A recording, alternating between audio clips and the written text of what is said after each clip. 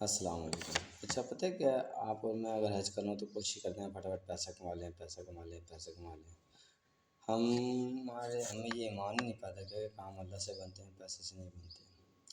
ایک تو بہترین حج ہے صبح شام ماں باپ کو دیکھ لینا محبت کی نظر سے، نہ سلام کرنا نہ ہاتھ پوچھنا، کچھ نہیں، کہ صرف دیکھ لیا۔ اللہ تعالیٰ کہتے ہیں کہ میں ان کے لیے جنت کے 8 دروازے کھول دیتا ہوں۔ ہمیں یہ نہیں کرنا، لیکن ہمیں حج پہ جانا ہے۔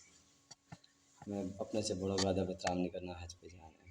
یعنی کہ خیر چلیں، الگ سے ٹاپک ہو جاتا ہے۔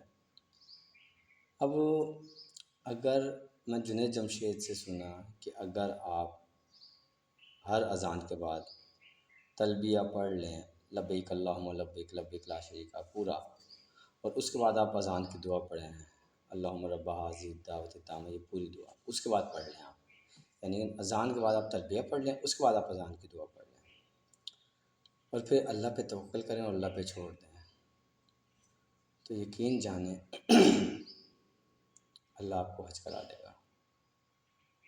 اب آپ کو جو ہمارے معاشرے میں اب بے ایمانی کا پیسہ ہی گھوم رہا ہے، سچی بات بتاؤں، جس سے پوچھیں وہ ایماندار ہے، تو میں کہتا ہوں کہ یار بے ایمانی تو شاید فرشتوں کی ٹیم اتاری اللہ تعالیٰ نے کہ اس ملک میں سارے ایماندار ہیں، سارے دودھ کے دلہے ہیں، فرشتوں تم جاؤ بے ایمانی کرو تاکہ ملک بگڑے، حالات خراب ہوں۔ تو ایسے پیسے سے بہتر ہے کہ آپ اس کے ساتھ دنیا سے چلے جائیں بنا حج کے، تو اللہ تعالیٰ آپ کو حاجی میں اٹھا لے گا۔ لیکن جنید جمشید نے کہا جب میں نے یہ شروع کیا تو اللہ نے مجھے حج کرایا ہی نہیں، ہر سال حج کرایا۔ اللہ میں عمل کی توفیق دے۔